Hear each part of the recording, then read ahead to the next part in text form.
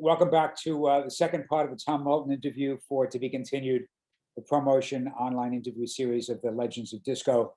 And Tom, you just mentioned your remixes of the Philly Classics, which I think is a great way to pick up where we left off, because this year is Philly International's 50th anniversary. So when we spoke last, in our last interview, we left off where you had done this mixtape for this club in Fire Island. The initial feedback was not great. All of a sudden, they call back and say, this is incredible. And you realize, after 80 hours of work, I believe, to put together that tape, that clearly you're onto something. No, but I didn't. But I didn't. I wasn't thinking like that. I only thought of, I was more interested in, you know, you watch people that going, let's stay together. And you can start seeing they're just getting into it. And all of a sudden you that comes in and it ruins the whole buzz. That was the whole reason. It was to take the people higher by this song. And I wanted to see if I could get them up to peeling him off the ceiling, you know, which and that's what you've done ever since. So no, but that's what I try to do. You start here and you constantly build and build and build. So you take them on this journey. So because remember, when you flatline and you have in and out, remember, that means you're dead in the hospital. So precisely. Take a hint. So my question is, when did this go from being a hobby to being a full-time career in terms of remixing? Because now we're in the 70s with you, right? It's the 1970s. Talk to me about that transition. It's still a hobby. I never looked at it as, you know, I mean, if I were rich, I would have said, let me pay you to mix them. I mean, that's how much I love what I was doing. I mean, I never, ever thought of it as work. A couple times, you know, I had to really do something I didn't like or didn't care, but because it was a friend I was trying to help out or something, I really couldn't say no. And that was really work. But other than that, it was like, wow, I don't believe this. Was there one mix that you did in the very early days that you would consider the launch pad to this career? Because we had spoken last time about your productions on the Greystones albums. Right. Well, I'm trying to think of the song that made the most impression on me. Well, I think the thing that shocked me more than anything was Do It Till You're Satisfied. I mean, I never expected that to go to #1 like that. I mean, that really, you know, like I'm sure I said before, when you get up to the top, there's only one place to go, is down. So what do you do? And you know, it's the second one, you know, after you have a big hit, it's the follow-up, you know, because you don't say it's either luck or, you know, maybe somebody's got some talent there. And I really didn't know what to think, because I was just trying to do the best I could, you know, and I hadn't been the Six Sigma yet. This was. How did that remix come about?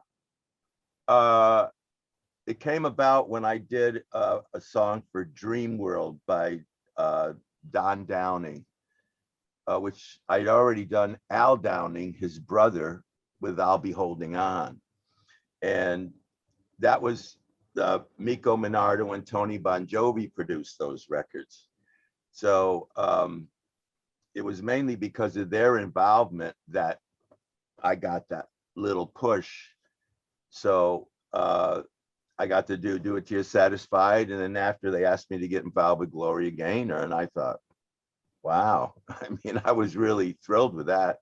But that whole idea, you know, I mean, I was listening to DJs, you know, and they said, oh, thank you. At least we got time to, you know, run out and take a leak, or you know what I mean, just to get away from the booth a minute. So I thought, God, maybe if I could just do an album where they could have like 18 minutes So I talked to Mika one time. I said, look, I got this idea. Yeah, go for it, because I mean, they thought I was crazy, but the crazy ideas seemed to work. So I said, okay. I said, look, why don't we do this? And then we'll segue the drums, break it down with the drums, and all of a sudden this other thing starts in. So it sounds like it's almost like a classical piece, like one section going into another. Turn it into a suite of records. Yeah, exactly. And I said, okay. So we did it, and they loved it. They thought it was great. And I was just kind of afraid in a way. I just wasn't sure how the average person would like it. I just didn't know. And then when we went back to the office to play it, Jay, which was the other partner, Gloria, get in here. Moulton's here with the mix. I said, it's okay. So she's standing there, play the whole thing.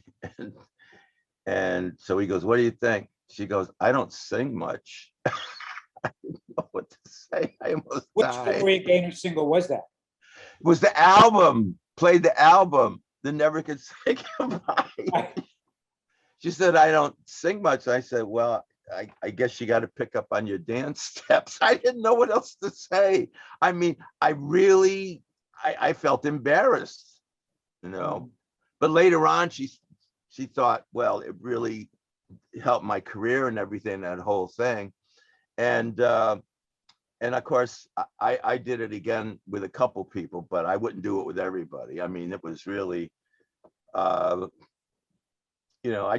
just thought I did certain things for certain people, and I wanted to keep that with their identity.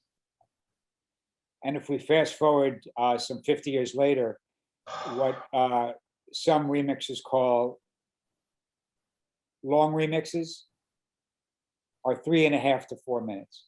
Oh, which I find to be very interesting, because that's not how I was raised in this business. And your mixes are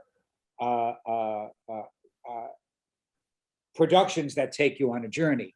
They start, they build, they level, they build, they level, and they build. But that's the way life is too. I mean, life isn't flatline, and I mean, I really, we go deep, everything is relative. So, anyway, when I started doing this again, I never mentioned that, did I? When I got back in the business, I never wanted to get back into it, to be honest with you, because I really was disgusted with the whole thing. And this was after you being a promotion and marketing guy, you had left the business to become the model. Oh, yeah. Well, yeah. I'm talking about. I'm jumping almost 50 years later when I got back, and when I remember I left the business in like 82. I said, "That's it, no more. That's it." Why? Because of the lawsuit with What lawsuit? my lawyer talked me into doing a deal with Casablanca where they had me exclusively creatively. And I mean, they paid for it. Believe me, they paid for it. And I could keep 2 outside acts, and that was Grace Jones and the Tramps. And I had to do 3 albums a year. Remix or produce? Oh, no, produce. No, they wanted me to produce. And I just said, my God, I mean, this is, I don't know. And did you have the choice of artists to work with on Casablanca? Oh, yeah, I could do anything I want. So anyway, I did an album on Julie Budd, and darn it, I really got kind of annoyed because Neil just said, Tom, she's not very easy to work with. And I said, man, you hear that voice? He goes, I know, but she's a package. And so we decided not to do it through Casablanca. And I ended up scrapping the whole thing. I mean, it really got testy about, paying for because I never paid for the session yet. And her boyfriend or manager was the arranger on the album. So he kept calling the union and say, hey, we haven't got paid. So, so I paid the whole $40,000. I paid everybody got paid off the studio and everything. And I scrapped the album. I said, no one's ever going to hear it. And the only thing I did was I wiped her voice off and put Loose Change on Straight from the Heart. So that's how that worked out. But after that, this lawsuit, Neil died, and Polydor, who owned, in other words, Neil owned 51%, Casablanca owned 49%. And when Neil died, they got controlling interest. So they paid, I guess, his wife, whatever the deal was, so they owned Casablanca, lock, stock, and barrel. And Eki came to me and he said, we have $100,000 for settlement, and we have 1,000 times that for litigation. I says, what does that mean, Eki? He said, well, we want to get out of the contract.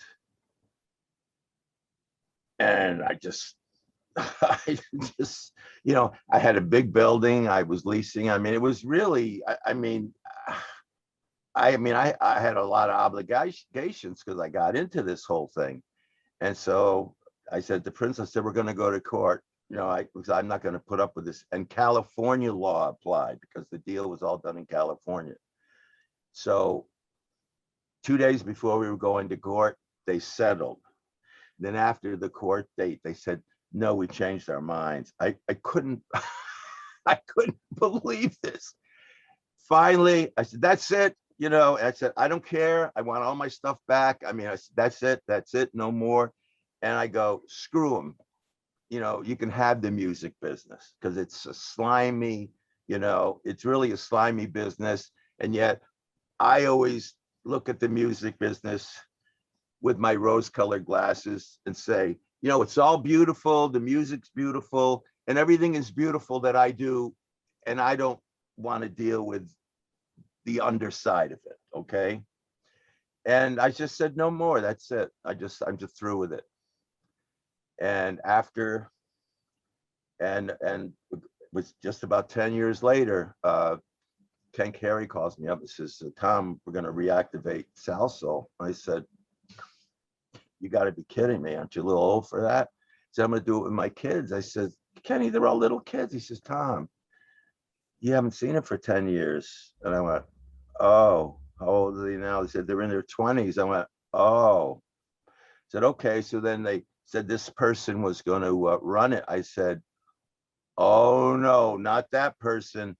No, I'll come back just to help and get the kids going, Then, of course, I got the bug back. So, and then Brian Chin called me and said, oh, Tom, we're doing this disco album on Casablanca. And, and since you're back, would you mix one of the TK tracks for us? I said, yeah, give me Rock Your Baby. We don't have that. I said, what about Party Freaks? We don't have that. I says, Get Down Tonight. We got that. I says, good. And let me go to Sigma with it. So I took it down to Sigma and Brian went with me and I did Get Down Tonight for that TK package on Casablanca. So that really was the first thing back in the business. And, people said, oh, old mixes are out, long mixes are out and all this is out. And I go, well, good. I'll have it all to myself again. And sure enough, the minute I start doing the long mixes, all of a sudden there's 8-minute mixes, 9-minute mixes. I thought they were out. No, they're back now. I said, isn't that nice? Isn't that Coincidental. nice? Yeah, I know. It's a very interesting thing in terms of the cyclical music business. For many, many years, and you know this because you lived through it, disco was an incredible word in 1976 and earlier. 1979, it was a bad word. The word changed, but the music remained. They Right. just called it something different. Disco went from 1979 into dance music. As you moved into 1980, then you had new wave, which was just an offshoot of it. It went into freestyle, but all music played in a discotheque, which is what disco music is, isn't it? Yeah, but you know, you have to understand something. I predicted that radio was going to rebel against disco. I predicted that because I, being a former promotion man, I know how radio's attitude. They had the same attitude AT&T had in the beginning. Well, if you don't like our service, go to somebody else. Well, there was nobody else, you know, in the beginning. It's the same thing with radio. Hey, if we don't play it, it don't happen. And then how they became aware of that was Billboard. In fact, I was shocked when Billboard did it. When Billboard said, will somebody explain to us how a record, Never Can Say Goodbye, can sell 10,000 copies a week with absolutely no airplay in New York City? Can somebody answer that? And Powder was furious over that because they'd given up on the record. They said it was a dud. And it became a big smash, as you know. So radio, and you know, it's difficult when you know you have all the power and all of a sudden, you know, you go to a station, no, we want to play it. Oh, all right, we'll break it in the clubs. And then they're forced to play it. And they're forced to play. That's the story of I Will Survive on the B side. I know. I knew that they would find some way of grabbing that power back. But because there was only one bad problem, MTV started. So, you know, so which was not dance music friendly. No, but it's a competition to radio. So that whole thing with disco sucks and everything, burn all your disco records. I said that, and of course, there was a radio station that was behind that. I said, WLUP, that's right. It's a rock station, that's right. And I said, and they go, oh, how did you see into the future? I said, because it was inevitable.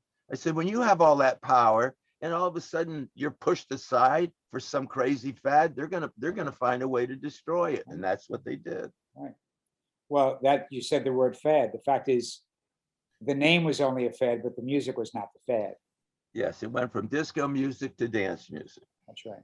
And to this day, it's gone through a number of different incarnations, including house. Yeah. I think to a large extent, the UK has been very instrumental in keeping the format alive. I know you are as much, if not more, of a legend in the United Kingdom.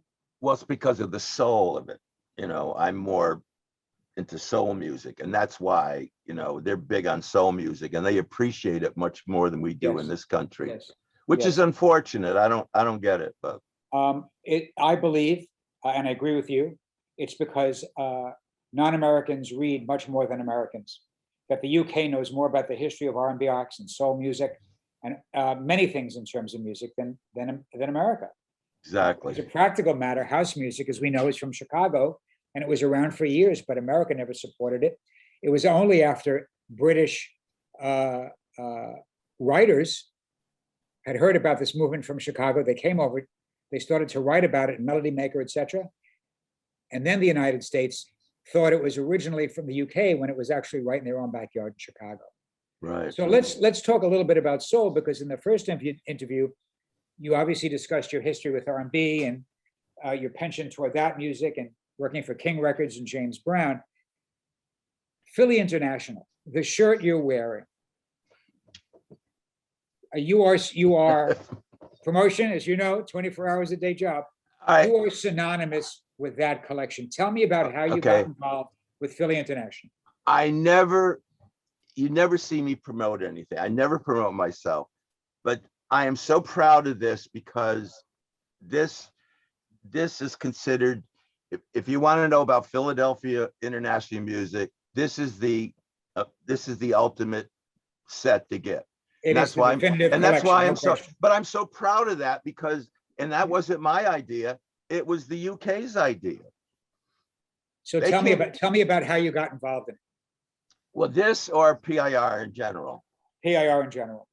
Okay, Harry Chippets was the general manager of Sigma, and he got me involved with the Tramps, and he, you know, when I got there, we usually had dinner every Thursday night for like 10 years. I had dinner with Harry every Thursday night, and he said, Tom, why don't you work with Gamble and Huff? I said, there's no reason to work with Gamble and Huff. I mean, they got their hits, I got my hits.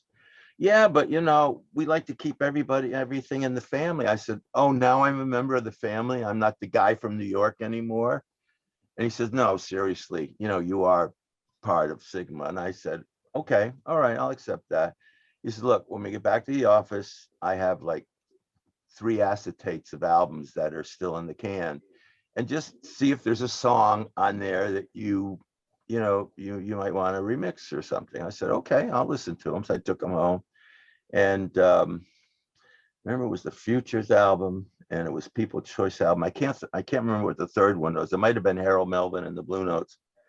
But anyway, the People's Choice, I said, I like that one track. And and then I kind of, deep down, I realized why I picked that track, because a lot of the black guys that I knew were saying, I was going down to Philadelphia, and I wasn't going to Media Sound, maybe once a week when I'd get back. But I used to be at Media Sound all the time, and now all of a sudden I'm down in Philadelphia, and they say, I like the stuff, I like working down in that studio. Yeah, but they that saccharine soul. I go, saccharine soul? What are you talking about? Oh, they white up everything with strings and horns. And I go, I don't think so. I mean, I really didn't get that connection. And so I said, well, okay. So that People's Choice track had no strings or horns on it. So, and in You're fact, referring to Do It To Yourself. yeah, do it any way you wanna. And Harry was surprised that I picked that track. He said, well, that doesn't sound like Philadelphia. I said, oh, it'll be Philadelphia, all right. And so I worked with Joe on it, and I said, all right, this is how I want to start it. Whack, doom, doom, doom.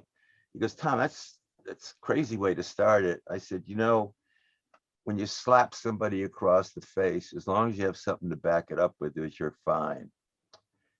And so we pitched it a little just to get that tempo where it's dun, dun, dun, dun, dun, dun, like, get the hell out of my way, because the boom boxes were very popular. And I could see some of those black guys strutting down the street, get the hell out of my way, because it was so aggressive. And Kenny hated it, absolutely hated it. He said, I don't like it. He says, why don't you do it over and on Studio A? I says, Kenny, I won't be able to get that low end sound that I get at 309. He said, well, do it anyway. I said, so I did. And it just sounded too wimpy. He says, Kenny, trust me on this. He didn't like the intro. That thing went #1 so fast. And I had so many black people calling me, is this Tom Moulton? Can you make my record sound like that? Doing anyway you want? No, I couldn't believe it. And I was so flattered by that, because I was so proud of that. And I did it for nothing. And they didn't put my name on it. That was the only thing I asked, put my name on it. And they didn't put my name on it. I was so angry over that. I said, how could they do that to me? And I finally got a copy of the sheet. And I was doing enough over at Columbia or CBS at that time, where they gave me a copy of the sheet, and Huff signed off on it. He signed off on the label copy. They have to sign off on the label copy because it's not Columbia Records. They're distributed by Columbia, so they have to sign off on everything. He signed off on it, and my name wasn't even on it. And all it said was, do it any way you want it, People's Choice, produced by Leon Huff. So it was the only record Leon Huff ever had that sold 1 million copies that didn't have Gamble's name on it. Interesting. Think about it. But the reissue says Do It Any Way You Want, People's Choice, produced by Kenneth Gamble and Liam Huff. I said, wow, I wonder when he came in.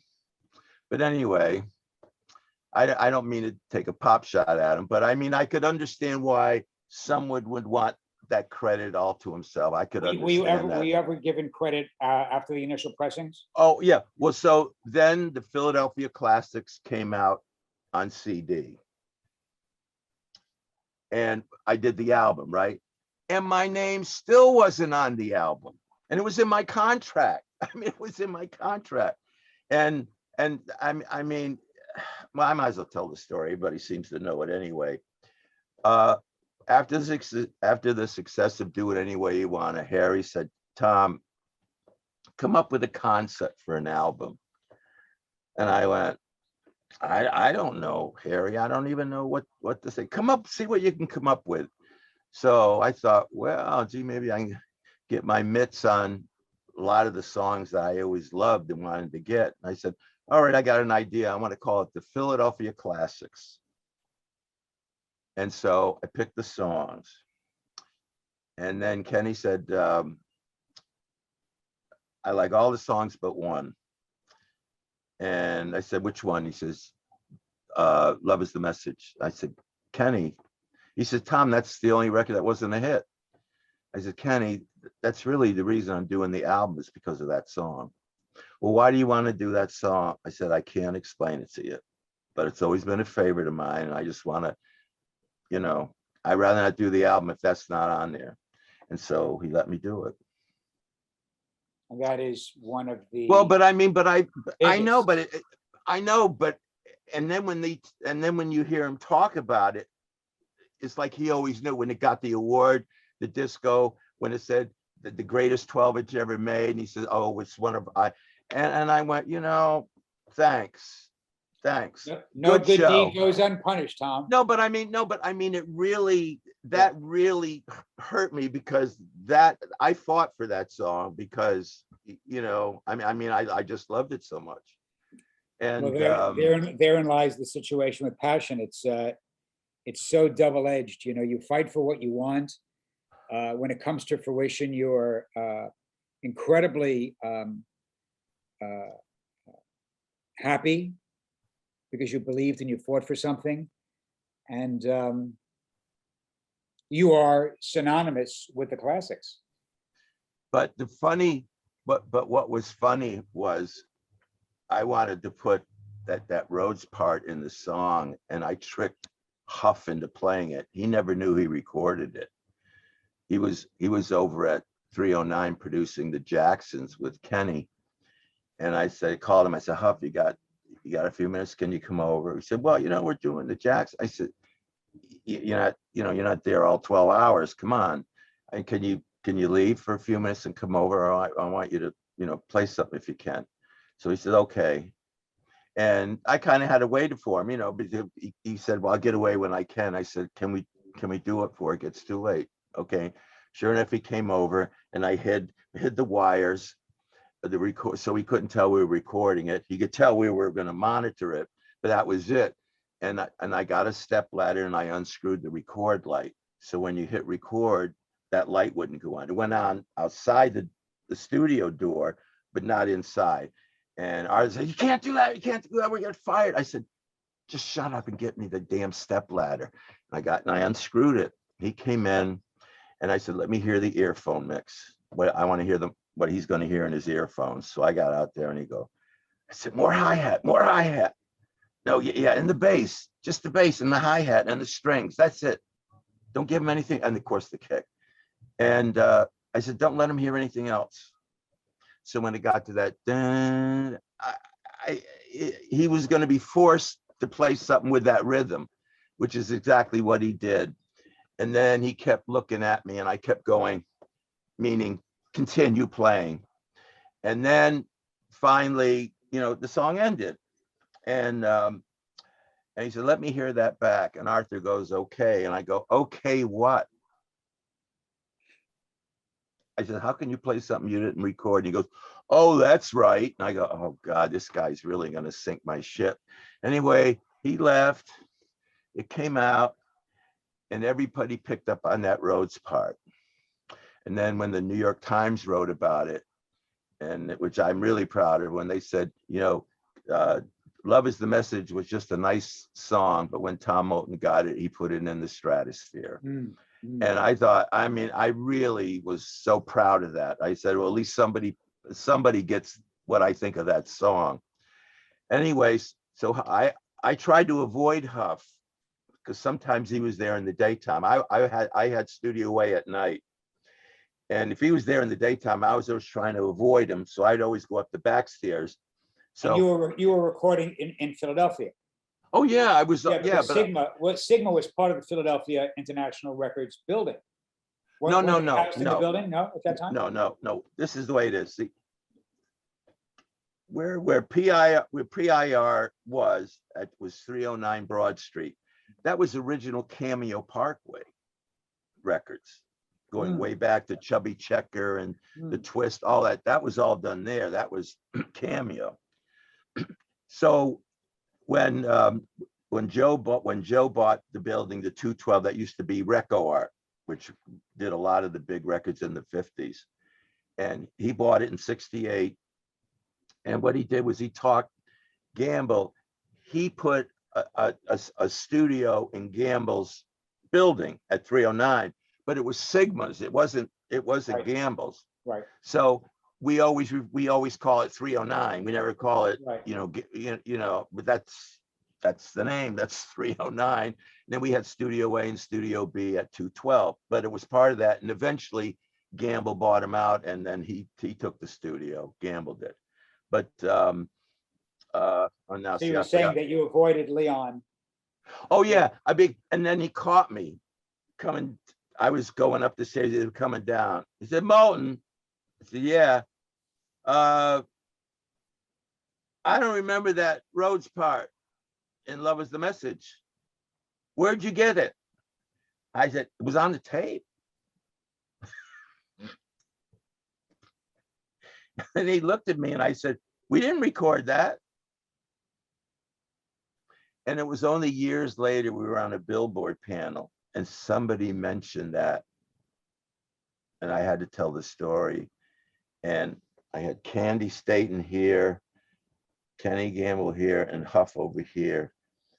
And I'm telling the story, and I'm dying telling the story because I know they must be furious, like tricking them into playing that. And then I didn't really lie. I just said it was on the tape, And he remembered we didn't record it. See, that's when I thought, oh my God.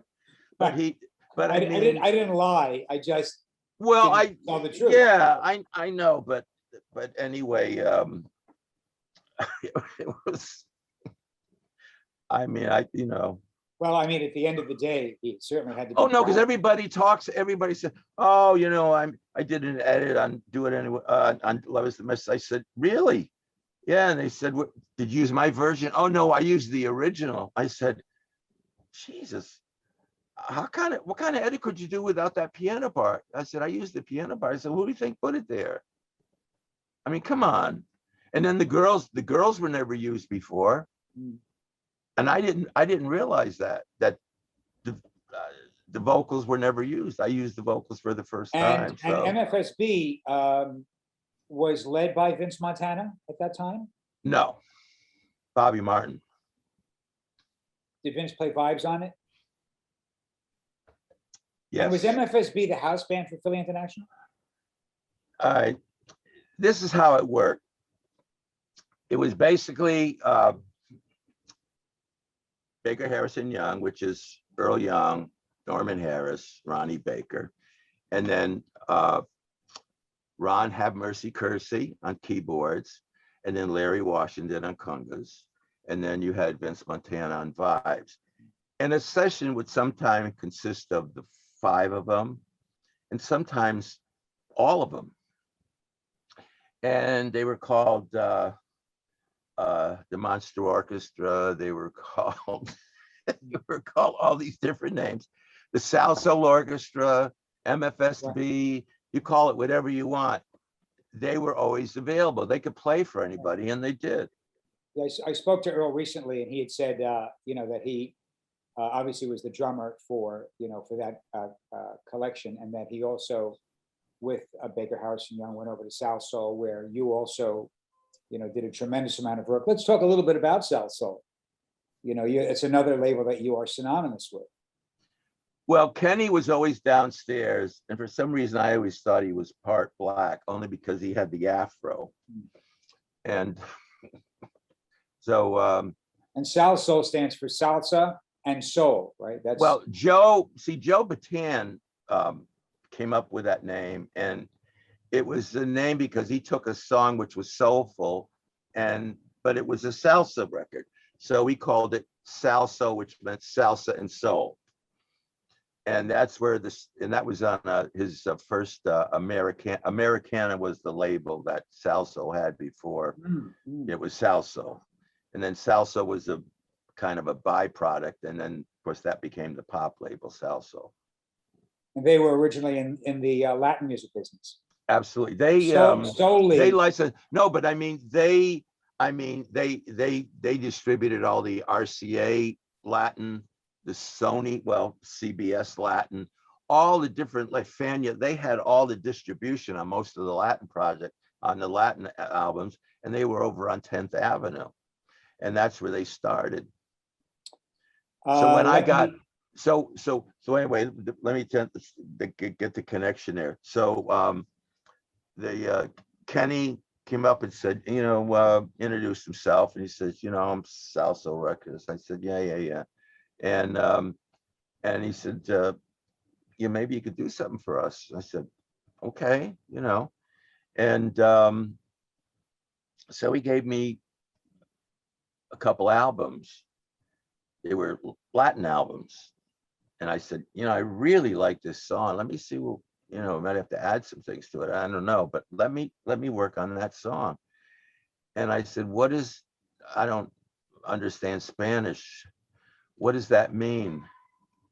And he said, it means the rain in spring. And I said, oh, like spring rain, and that's the first record I did.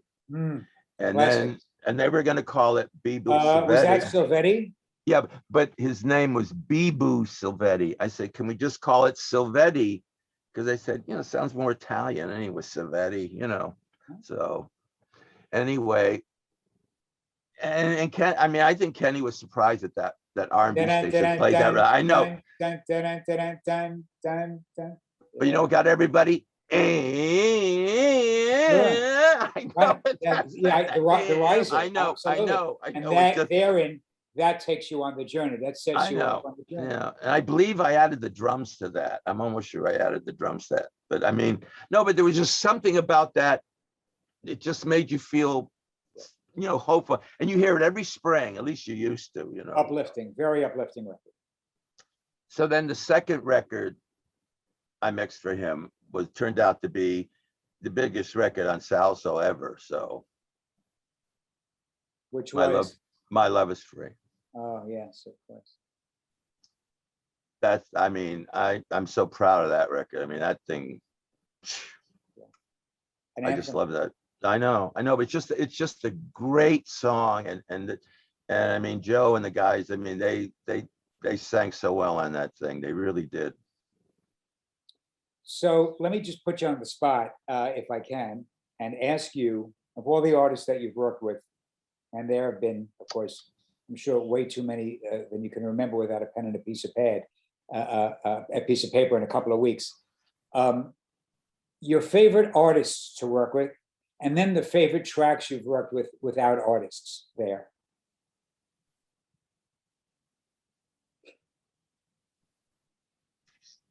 I said I'll put you on the spot. Yeah, but you don't want a lot of dead air either.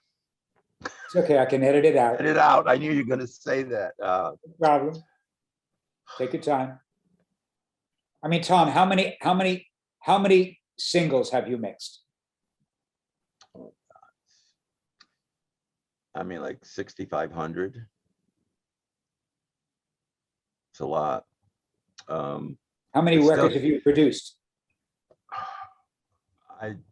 I don't know. I never counted. What are your favorites? What are your favorites?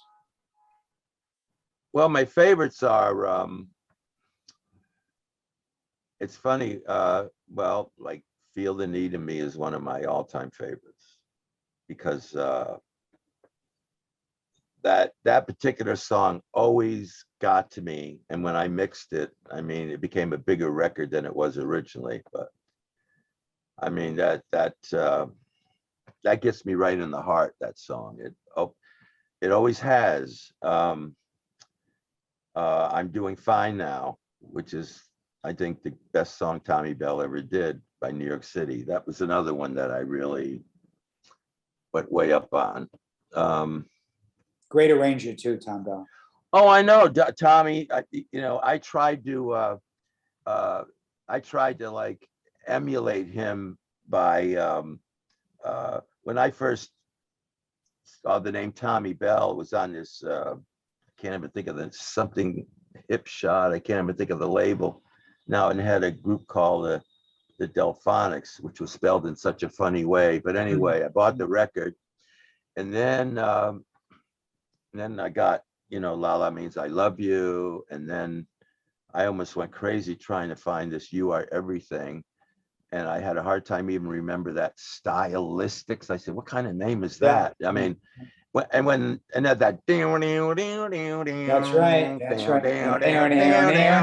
I know, but one's going, the guitar's going down and everything else is going up. I know, but that I mean, it just, what is it?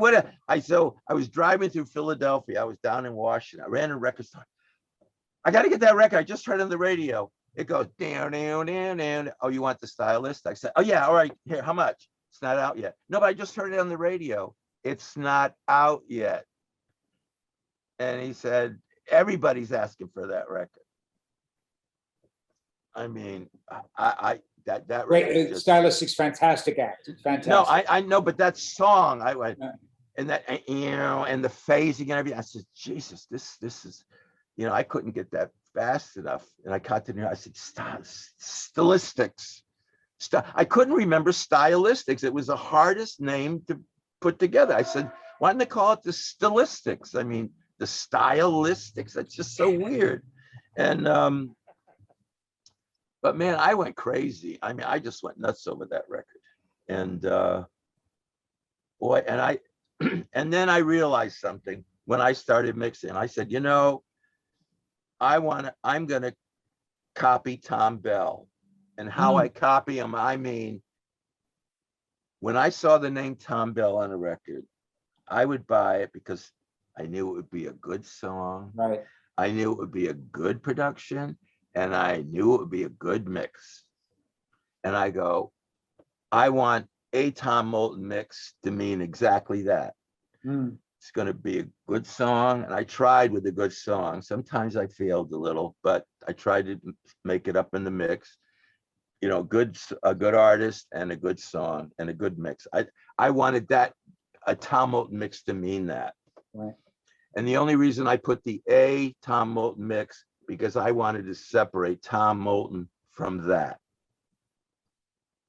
I wanted that to be the star, and me, I would still be me. You follow? Does that make sense what I'm saying? Not really. Well, I wanted a Tom Moulton mix to get the attention, but not Tom Moulton. Understood. So it's the moniker. So. Understood. And Tom Bell, of course, part of the Mighty Three publishing catalog of Kenny Gamble, Leon Huff, and Tom Bell. But you would never know that.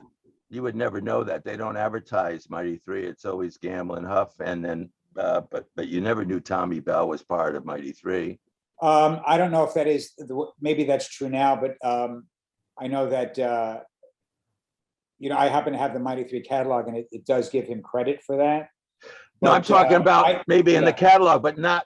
It's not known because it should be Gamble, Huff, and Bell, but it's only Gamble, Huff. Period. See, and Tommy's the one that can do everything. Is Tom still working? Yes, Tommy can do. He can arrange. He can play. What does he play? And he can produce piano. And Gamble can't do any of that. He's a great producer. and he's a good lyricist. Huff comes up with a melody, but they can't arrange or produce, but Tommy can. That's why I'm thinking, when Tommy started, with the Delphonics, and Tommy was a part of he was a singer with Kenny Gamble. It was called Kenny and Tommy. I didn't know that. Yeah, exactly.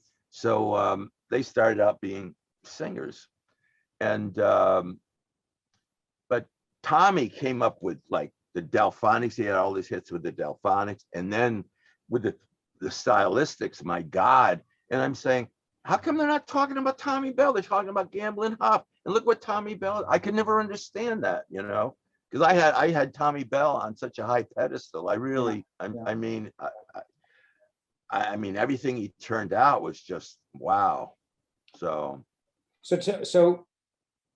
what's the future, Tom? You're 80 now, yes? 80 years young. And may I say, looking very good.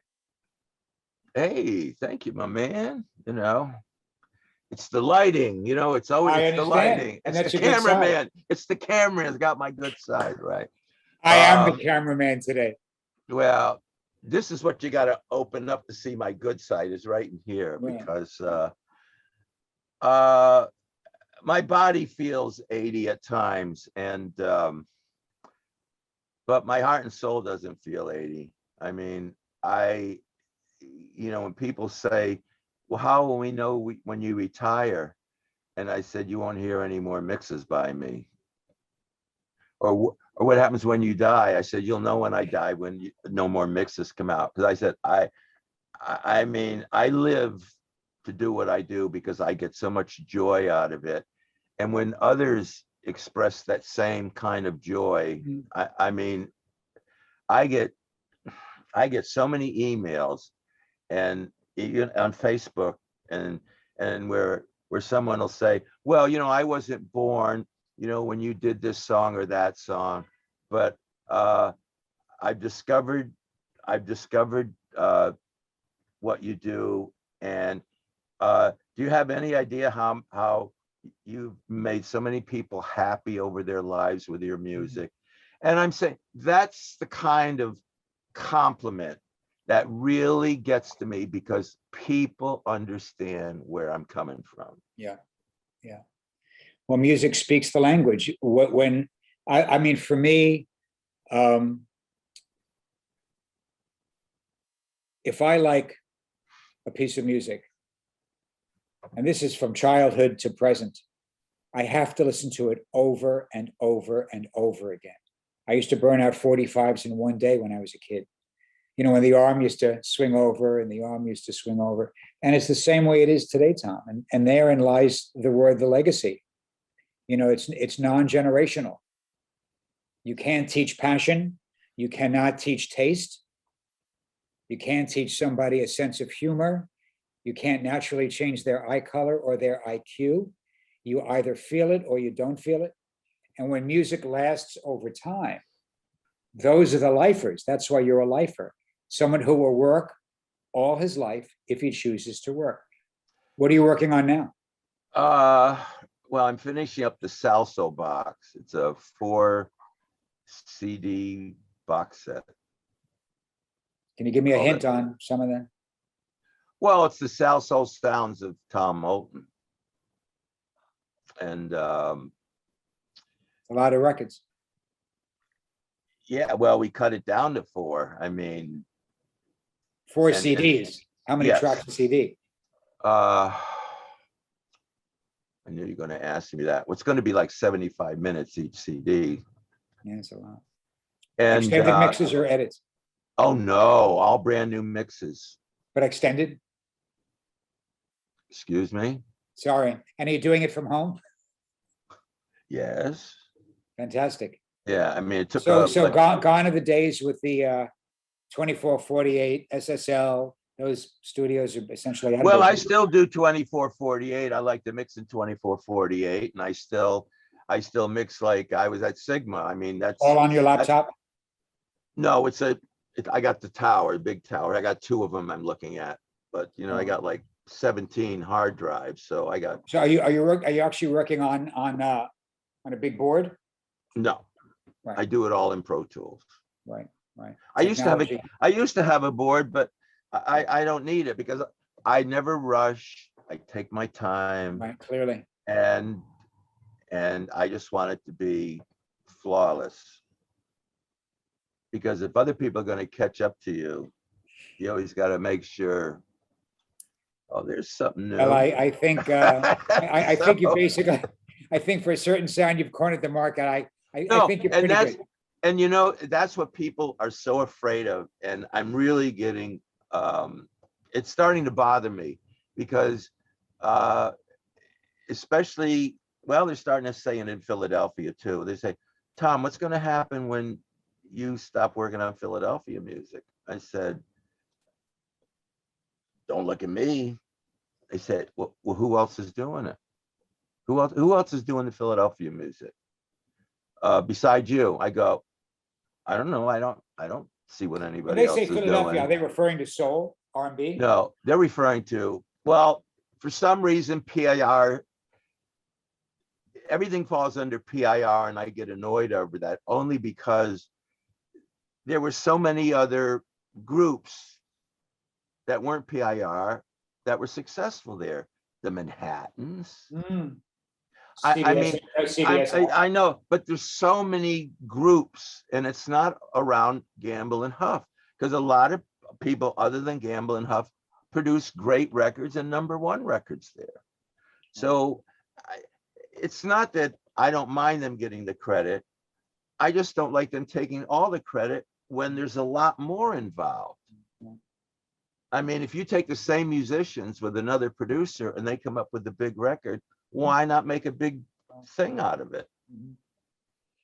See, If that's there the was, thing I- if there, Tom, if there was one act you could work with that you haven't, who would it be? Legendary or contemporary? well, he's dead now.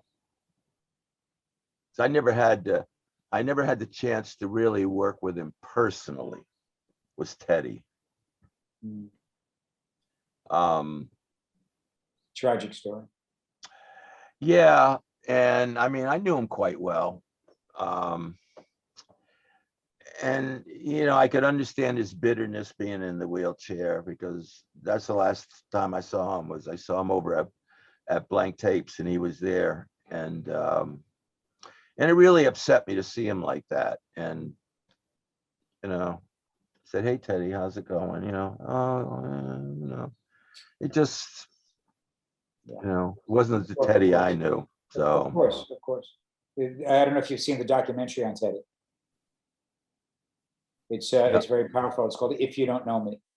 The documentary is very powerful, and it talks about obviously his incredible rise to fame, and then the accident, and tremendous voice, a tremendous voice with especially Harold. because somebody couldn't sing that night, Oh, I because don't know this. he was the drummer of the group. Right. He was the drummer. He wasn't a singer. You got to be kidding me. He was a drummer. And the lead singer couldn't sing that night. So he got up and sang, and someone else played drums. And that was it. The Lou Gehrig story. Yeah, that was Harold Melvin singing. Everybody thought, well, black people knew it was Teddy, but all the white people thought it was Harold Melvin. Right. Yeah, you should definitely take a look at the documentary. I think. Oh no, I think I'd like it. You see, sometimes with documentaries, especially when you know somebody, you know, Yeah. a lot of stuff that's not going to be in the documentary, and I go, Sure. well, they kind of color it a little bit, you know, to make it, you know, not so hard, you know, and I understand that too. But And besides, how about contemporary artists you'd like to work with? I look, I refer to today's, I call it the sound of today. I can't call it music because I don't understand it. I mean, I don't understand. Where's the passion? Where's the thing that makes you, you know, the hair on your arm rise up when you hear it? None of that's there. So what do you call it? I mean, Music changes, no, but yeah, for music, demographic, perhaps yeah, it but I doesn't. don't call that music. I mean, you can't hum along to it. You can't, where's that, where's the hook? I mean, come on. I mean, By the stylistics. I know. That's funny. I had the hardest time, even when I saw this. Why don't they just call them the No, I know, stylistics? but it was so strange, that damn name. I said, my God, why am I having such a problem with that name? Well, you didn't have a problem with the song, and that's the bottom line. Tom, it is an absolute pleasure speaking with you. I am a fan and have been since the 70s. And Really talk. You're limiting me to an hour today? Is no, that how I it am works? more than happy to talk about anything you'd like to talk about. Yeah, but you said you could talk about my career, but it was the big hunk we never talked about. Well, the beauty about this interview is that a lot of people know you associated with certain songs and your passion for that, and your adamance in terms of an attitude about things that you like and things you don't. I so admire that, because I am very similar in that I've never worked inside of a record company, because I don't believe that I would last 4 weeks. Well, no, because they're I'm not not the interested. guy that could be told to promote something I don't like. It's not my thing. I don't understand that. To me, it's the t-shirt business, is small, medium, large, extra large. This is not what our business is. And double But X. in the first part, in part one of our interview, was the real story of Tom Moulton. Not remixer, but this. I mean, Yeah, the story is unbelievable. That's what makes life fun. Yes, You get up every day and you say, what song am I going to work on today? And when I tell you, I've got songs in my computer from 20 years ago that I'll go back and say, no, I'm still not, my head's not right for that The yet. king of tinkering. If there was a song that you could work on today that you haven't worked on, what would be the title? Dancing Queen. Interesting. That's the only song I ever regret saying no to mixing. Tell me the story. Jerry Greenberg, I went to see Jerry Greenberg, who was president of Atlantic, and they had just signed the Tramps. And they were going to put out Hook for Life, and they had asked me what I thought of it, and I said, well, it's a nice song.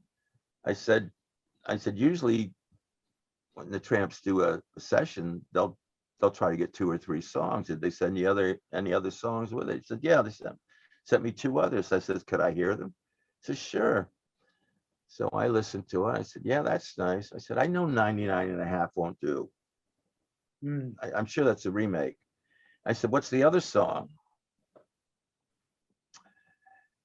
And that's Where the Happy People Go. Oh. I said, Jerry, if you let me mix that, you won't even be thinking of Hook for Life. Trust me when I tell you. Yeah, but Tom, I said, trust me, Jerry, on this. Fantastic record.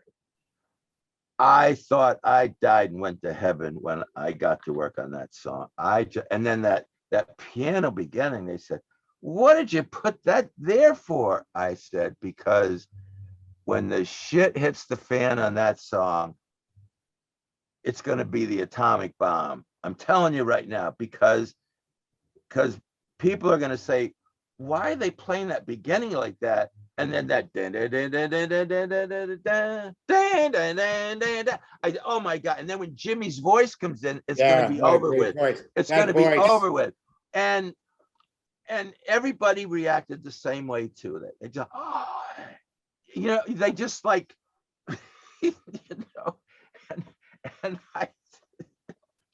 but it was fun watching people, because I mean, the Tramps were my favorite group to work with. They really were. And I love Jimmy Ellis. I just love the way I mean, if there was ever an example of soul, into gospel, into dance music. It's Jimmy. Ellis. Oh no, it's Jimmy.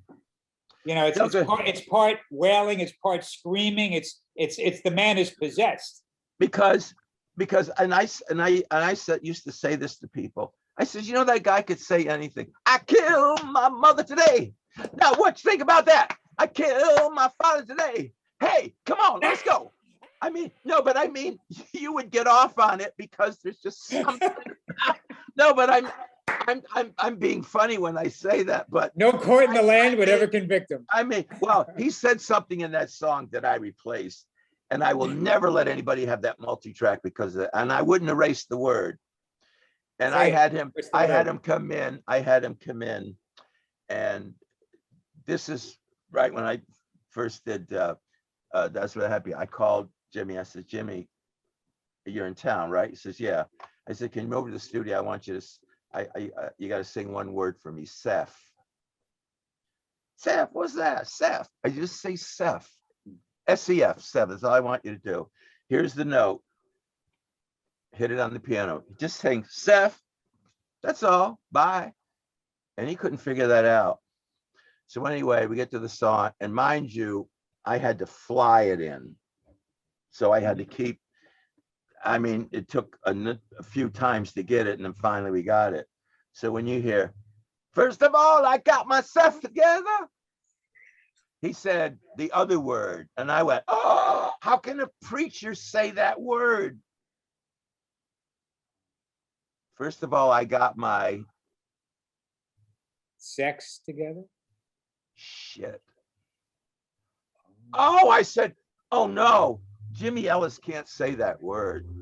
When you say preacher, was he a preacher? No, but he sound like it. Oh, absolutely. Lord have mercy. Come on, hit me, help me. Plus you can't, you know, that would not be. Lord have mercy. No, yeah, this is 70s. That's not radio friendly. It's not even radio friendly now. No, but you couldn't. I got myself together. I got myself.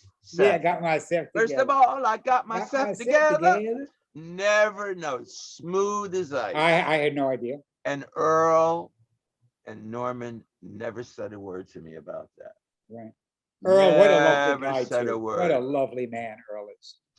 But I wouldn't allow, he's a great guy, but I wouldn't allow anything negative be said about the Tramps. Right. You and then the album comes out, and I did the whole thing about helping create that logo. I said, I want that in steel, the Tramps, because it's solid and they're a foundation. And then I noticed, oh, the album's called That's Where the Happy People Go. Isn't that interesting? You know, so. But I want to ask you something, but Dancing Queen, let's go back to Dancing Queen. Okay, so what happened was, Jerry Greenberg. Bob, yeah, I know, but Bob Reno hated my guts. Hated me. And he hated me because I had the Billboard column, and I would write about things that would take away his punch. When Jay goes, you know, we can only concentrate on one female at a time. We're going to get rid of Carol Douglas. And we had just done Doctor's Orders. So he sold it to Midland. Right. Midland wasn't going to put it out. They were working on Silver Convention. So I made some acetates of the original. So I made some acetates of Doctor's Orders and gave it to some of the guys, because there weren't that many guys in the beginning. Remember, it was like 6 or 7 guys. And Frankie got a hold of it, Crocker. Sure. And he started banging it. And then they had to put it out. Of course, went to #1 pop. So how could he be mad? Anyway, he said, you know, that fucking, excuse my language, that, you know, Tom Moulton, he said, don't tell him anything anymore, because he puts it in his column. So John was in Studio A that day, and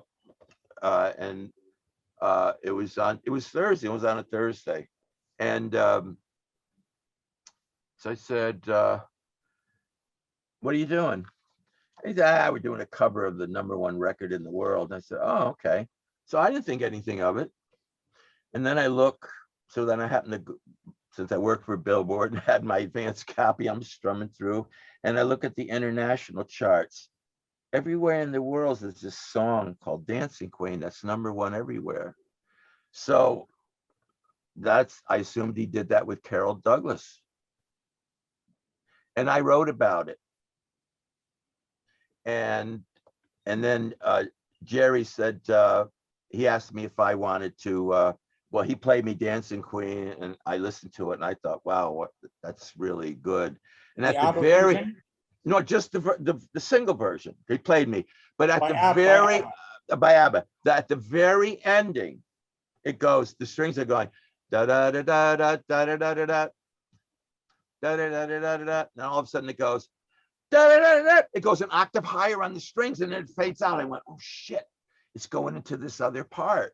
So when he said, would you want to mix it? And I said, well, I said, Jesus, sounds good. And I said, you can tell it's going to go somewhere there. I said, you know, I'd rather do That's Where the Happy People Go. So I mean, it sounded great.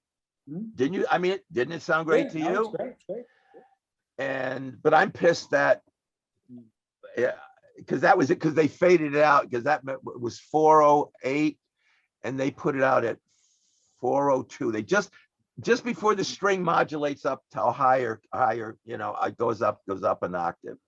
And every morning I wake up saying, why did I turn down Dancing Queen? You know, I just, that's probably the biggest regret in my life is that. But then I think, well, if I did the Dancing Queen, I might not have gotten my mitts on That's Where the Happy People Go. And I went, no, I think I got the better end of the deal. I really think Tom, so. you can't get everyone. Do you play any instruments? No. Isn't that interesting? No, but do you know why I don't play an instrument? I don't. I'm sure you're about to tell me. I was a very troubled child when I was a kid because I was forced to do things with the right hand. And it really screwed me up big time. Right. I was trying to play a violin right-handed. And you can't use your left hand. And I'm saying, but it feels, well, they don't make left-handed, you know, violins, and you know, and then you can't write that way because you'll smear the ink with your little finger. And I go, no, I don't. No, but I mean, and it was all this no. So then even when I took music lessons, I rebelled against them because I was forced to do something. And that's why I always wanted to escape, because it was wrong. It was so wrong. And I knew it was wrong, but I didn't know why it was wrong. And that really screwed me up a lot of ways, you know. But in a way, it taught me to fight. And you ended up in the business anyway. Yeah. Because you have the ear. It's all about the ear. I know, but I wish I could play, because I know the notes to do, and I can do them one at a time. Well, but they make violins for left-handed people now, don't they? No, I have a left-handed guitar, and I still haven't tried to play it. I know I want to, but I want to learn. But bucket list. No, but it goes back to, that's wrong. Right. That's wrong. You can't do it that way because it's wrong. See, and that's that roadblock, and I can't get beyond that roadblock. Yeah. Okay. No, but I mean, I still fought for what I believed in, and I made it to where I wanted to go. I think you've done okay for yourself. I would hang in. I think there's a future for you in this business, Tom. Tom, it's a pleasure. You are the consummate. You started this, and the word remix now is synonymous with you, and remix to me in this day and age is equivalent to the nerd ball in the 70s. Fashion is being named remix.